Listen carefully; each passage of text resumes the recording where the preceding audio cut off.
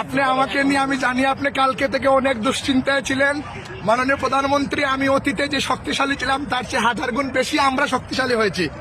আপনাকে আমরা বাংলাদেশে ফিরিয়ে নিয়ে নেওয়ার আগ পর্যন্ত এবং বাংলাদেশ আওয়ামী লীগের 4.5 কোটি নেতা কর্মীদেরকে স্বাভাবিক এবং সুস্থ জীবনযাপন যতদিন পর্যন্ত না করাতে পারি ততদিন পর্যন্ত আপনার কর্মীরা আমরা এখানে সবাই একসাথে জেলে যাওয়ার জন্য রাজি। মাননীয় প্রধানমন্ত্রী, ভিডিও দেই, একটু ভিডিও দেই, আমি একটু আপনি একটু দেখেন, ওকে ভিডিও দেই। হ্যাঁ হ্যাঁ, ছেড়ে দেন। হ্যাঁ হ্যাঁ, সবাই আছে এখানে, সবাই আছে,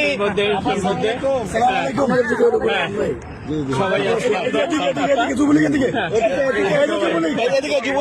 জয় বাংলা, জয় বাংলা, জয় বাংলা। সবাই